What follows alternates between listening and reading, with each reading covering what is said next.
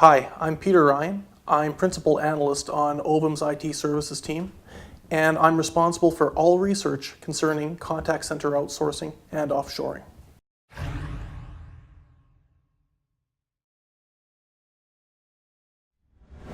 I think there's a lot of reasons why outsourcing has occurred in the context of Central America. One of the things that is so important is the fact that Central America for the longest time was not on the radars of many individuals that were responsible for contact center outsourcing decisions. But with increased political normalization, regular elections, transparent elections, and a willingness on the part of all parties to take in part the idea that normalization is going to be crucial to promote foreign investment has been so important in terms of luring incentives and then luring outsourcers to want to take a look at what is very fertile ground for contact center work.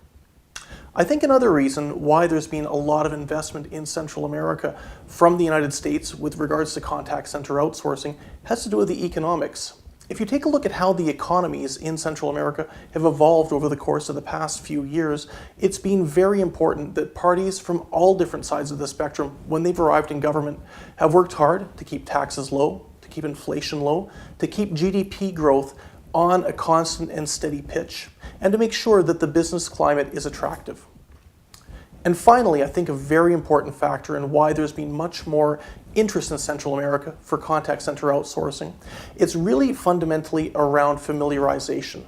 When you take a look at the fact that more people now are traveling from the United States on business into Central America than ever before, that's developed an understanding of what's on the ground, of the level of sophistication that you find on the ground, and more individuals now are also traveling into Central America as tourists.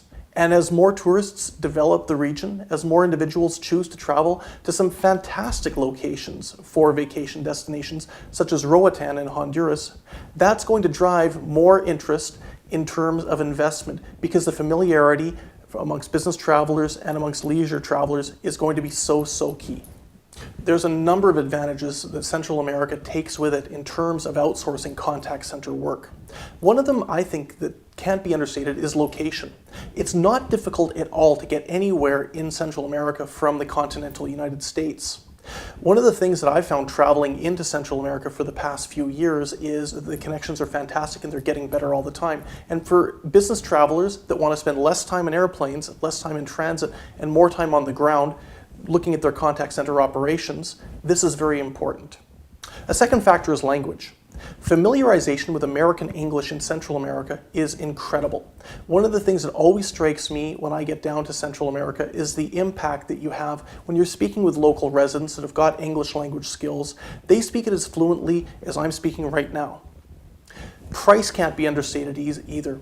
When you take a look at Central America from the context of where it sits in terms of price points relative to the United States or even other offshore or nearshore locations, Central America is one of the most competitive locations in the world that you can find. And finally, I think that it's important to recognize commercial and cultural empathy. When you're talking to a Central American, the odds are that they're going to be using the exact same product or service that an American consumer is using.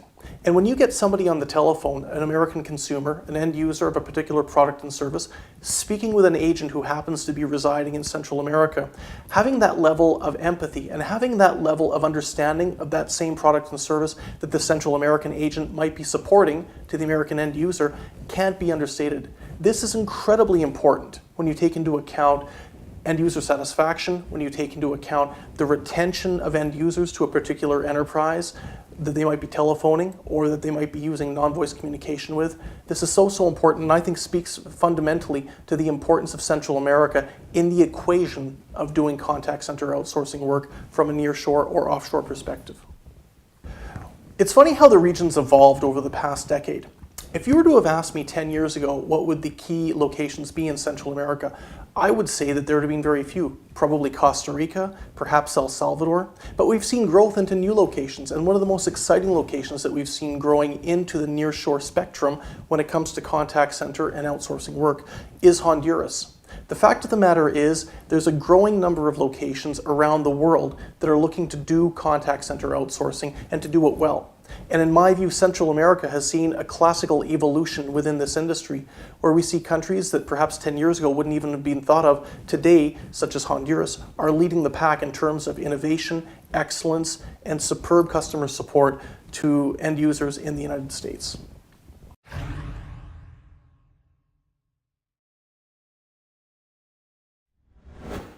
I have to say that the American nearshore has been driving excellence when it comes to contact center work over the past decade. There's been a lot of locations that we would never even have imagined 10 years ago that are doing some fantastic work, and I'd say Honduras fits into that bill. One of the things about Honduras that I think is so important is that while locations such as El Salvador, Costa Rica, Guatemala, even Nicaragua have been on the nearshore map for several years now, Honduras is relatively new to the game. But with that comes a tremendous amount of advantage in the sense that Honduras, for all intents and purposes, is somewhat virgin territory, and it means that there's a lot of potential for growth in terms of contact center deployments, whether they're domestically focused or whether they're focused to serve nearshore end users. One of the things that strikes me every time I go into the Central American region is that Honduras is wide open for business. There's a lot of capacity, they've got a good labor pool, and there's a willingness on the part of public sector directors as well as individuals in the private sector to make the industry happen. Over the course of the long term, Honduras, in my view, will be a leader when it comes to nearshore contact center work. I have to say that I'm really impressed with how the government in Honduras has handled the contact center industry since it became such a big part of the economy, probably starting back in 2010. I've had the privilege of meeting individuals from the current government as well as the previous government, the previous administration, and what they've done to facilitate the growth of Honduras as a nearshore center of excellence is so important. And there's a few things that come to mind. Number one, the investment that they're making in terms of English language skills can't be understated. In my opinion, the fact that right now you've got Honduras that's got the largest number of bilingual schools anywhere in Central America, by the last estimate I saw, over 700, is such an important factor in terms of sustaining an English language workforce. The government's investment in English language in terms of different learning mechanisms is so important too. As a matter of interest, I read recently that in Honduras, there's 20,000 individuals who are right now learning English online. That's a tremendous amount of people that are learning using technology and effectively going to be populating the contact center agent pool going forward. With the goal of 750,000 people speaking English by 2018 that the government set, that's a staggering number of people. And the investment that the government's making in programs such as this, I think, are so important. Another important government program that I've been very impressed with is the one in which the Honduran administration is looking to try and get 100,000 new individuals between 18 to 29 into the labor force to alleviate unemployment. Investing in skills, investing in the sophistication that these individuals will need in terms of working in a global economy is so important. And it's so important in terms of ensuring that the contact center outsourcing industry, whether it's for domestic end users or whether it's for end users that might be based overseas, is so crucial. And what about the fact that Honduras' government has really opened up an eye to the rest of the world? I believe that there's an understanding by the current administration, as well as by the previous one, that foreign trade is going to be vital in terms of building Honduras up as a location in which you can comfortably do business. And when we take a look at the impact that the free trade agreements that Honduras' governments are signing with different countries around the world, this speaks volumes to the fact that the country truly is open for business. It's got a government that understands the need to be open for business, and in my humble opinion, it's doing everything right in this regard. Con Chambas Vivas Mejor is a program that the Honduran government has put into place with the aim of alleviating unemployment. But not just alleviating unemployment that's going to effectively take people out of the government support roles. Rather, it's a program that's going to fundamentally build on skills. It's going to build on skills development for people between 18 to 29. And it's going to prepare them to be working in industries that are globalized, that are service-based, and that they will have a future career path around. And to my mind, that's fundamentally a very important factor that the government of Honduras has welcomed. that they're trying to move into value-add services, that they're trying to move individuals of a relatively young age that have graduated into value-add service type roles, and it speaks volumes in terms of what the contact center outsourcing space will be able to draw from in terms of labor going forward. Honduras' business climate has, I think, made leaps and bounds over the course of the past several years. And one of the things when I was researching Honduras that really struck me as important was the fact that Honduras has improved in transparency. You know, one of the statistics that I, as an analyst, always draw from is the Corruptions Perceptions Index by Transparency International, a global non-governmental organization. And something that I tracked over the course of the past 5 years is that Honduras is standing in terms of improving its level of transparency in dealings with the government and the private sector has improved. And that's so important for any company looking to come in from the nearshore or offshore, looking to do business in that geography. Another factor that can't be understated either is the ease of doing business. And every year, the World Bank will come out with some statistics that talk a little bit about how easy it is in order to undertake commercial dealings within a particular geography.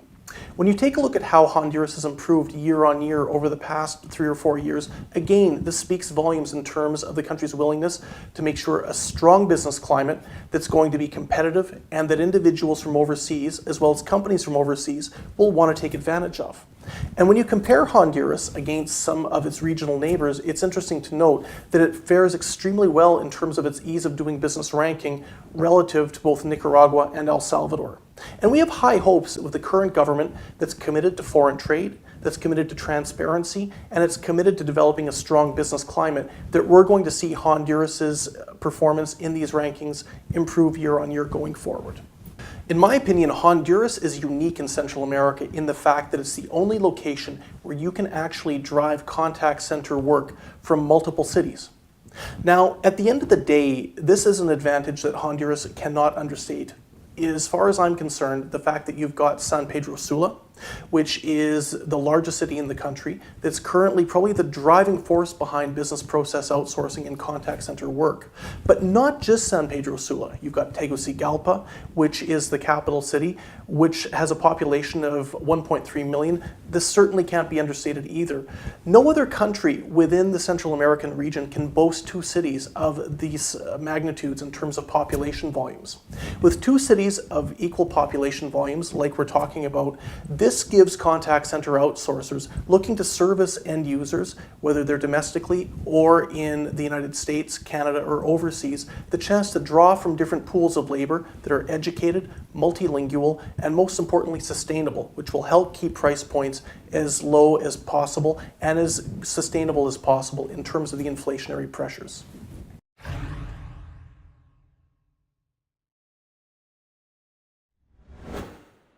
There's a lot of reasons why San Pedro Sula has evolved as a location of choice for housing contact center operations.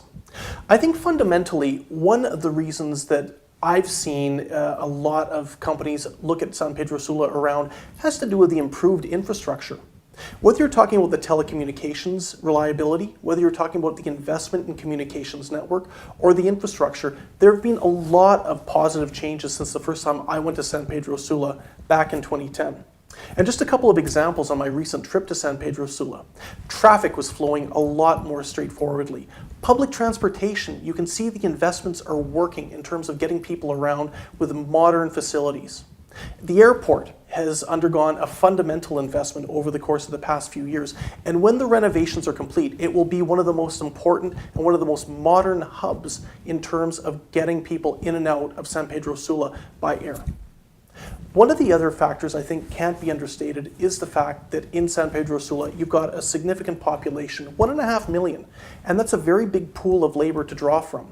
And when you consider the fact that the bilingual school network within San Pedro Sula is so significant, coupled with the universities that are on the ground within the city, this provides a sophisticated amount of labor that speaks English, that understands technology, that understands consumer services, and understands a global view, the global view needed that's going to satisfy an end user who might be calling in from the United States looking for support in either English or Spanish.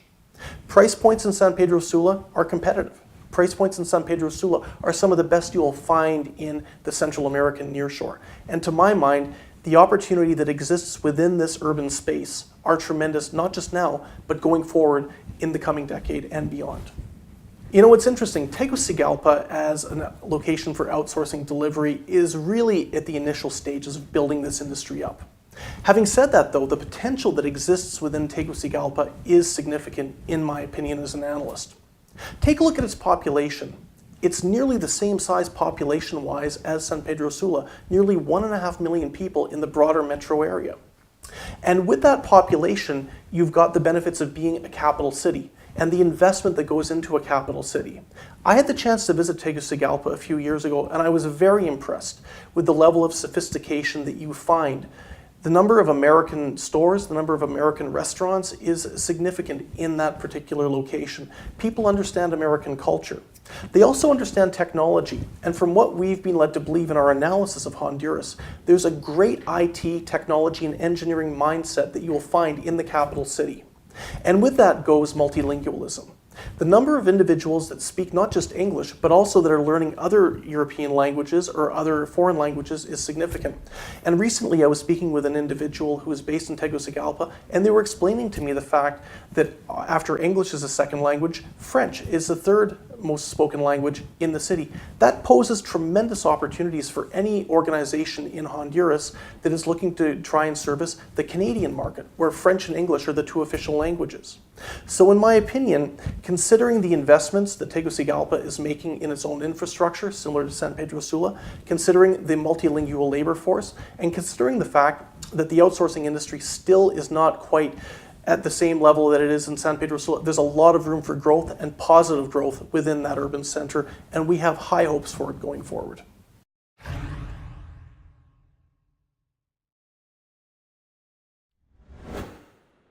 Altia Smart City has grown a lot since 2010. You know, the first time I went to Altia Smart City back at the start of 2010, it's interesting to think that they'd only really just broken ground and the buildings were under construction. What a change over the course of 4.5 years. When I went back at the end of 2014, I couldn't get over the fact that 3 towers were up and running, a 4th tower was just being completed. It has been a tremendous amount of evolution and positive evolution. The impact that Altia has had, not just on the contact center industry, but on the broader Honduran economy is just tremendous, providing value-add jobs, providing a location in which North American and European enterprises can set up contact centers reliably, safely, and with a tremendous amount of confidence, I think is huge. And it speaks volumes to the work that Grupo Carims and Altia have done in terms of developing, quite frankly, one of the hottest locations anywhere in the world for contact center work, nearshore or offshore. Altia Smart City has got a number of blue chip tenants, some of the most well-known, visible names in the contact center nearshoring industry. Some of the ones that come to mind immediately would include Alorica, KM Squared, StarTech, and Convergys. These are some of the most important names in the outsourced contact center space. These are probably some of the biggest names that you would find on the tips of the tongues of contact center managers looking for an outsourcing partner. But the beautiful part about Altia Smart City is that there's still room to grow, and that they're anticipating this growth, and they're investing in the growth to make sure that they're able to maintain and improve upon one of the best locations in the world to perform nearshore contact center work.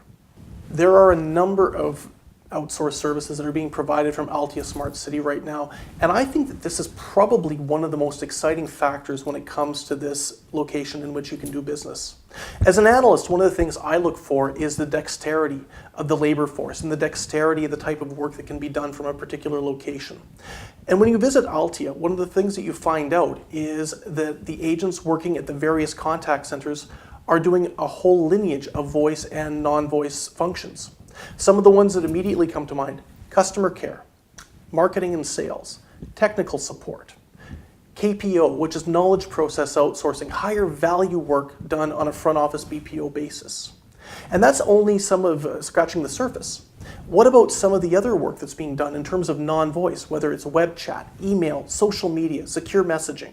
This is so important in terms of being able to provide a one-stop shop in which not just one, not just two, but a myriad of contact center and front office BPO functions can be provided. This is the advantage that I think that Altia brings to the table in terms of what it's been able to invest around, in terms of the clients it's been able to attract, and the atmosphere it provides, making companies want to stay and making agents want to come work there.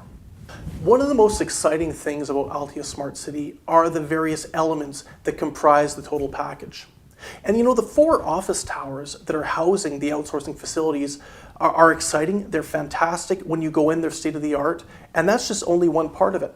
Take a look at what they've invested in. There is a shopping center in the middle of Altia, which is great for agents that are coming to work that might decide that over their lunch hour or over their break, they might need to go and make a purchase. They might need to take a break, go get a coffee, go take a look at what's in style in the various retail stores when it comes to fashion, electronics, you name it. The fact that Altia has also built its own leisure facility is very important too. A leisure facility that's designed for the agents that's going to want to keep them on place and enjoy the location in which they work. And there's other developments that are under play as well. One of the most exciting is the fact that a hotel is being built on the Altia site. For business travelers coming in from North America, other parts of Latin America, or even overseas in Western Europe, having that hotel access to be able to stay at the site is going to be crucial in terms of ensuring a limited commute back and forth. What about some of the other developments that are going on? A hospital and clinic are being built right now to make sure that the healthcare needs of Altia employees are going to be taken care of is in as short a distance as you possibly could imagine. No need to go into the city. You've got a clinic right there to take care of what might ail you.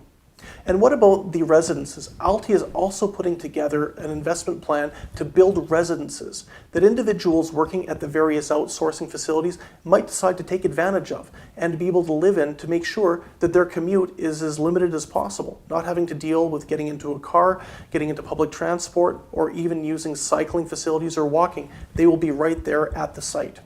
The components that Altia is putting together are fantastic in San Pedro Sula, and the fact that it's under construction in Tegucigalpa with the first 2 towers is even more exciting, providing the outsourcing community in Honduras or that's looking to come into Honduras with some great options in terms of housing their agents, making sure their agents are going to be happy where they're working, and providing the agents with the services that they need on the spot to ensure that they don't need to go out elsewhere. Altia Smart City is extremely strategically placed relative to the broader San Pedro Sula area. One of the things that I think is important in terms of looking at Altia, and having been to Altia Smart City a number of times, is the fact that it's not that difficult to get back and forth from where you need to go. As an example, to the hotel district, it's really only 10 minutes in a car. To get to the city center or to the commercial district, again, only 10 minutes. Were you to go to the airport directly from Altia, you're only looking at a 20-minute drive.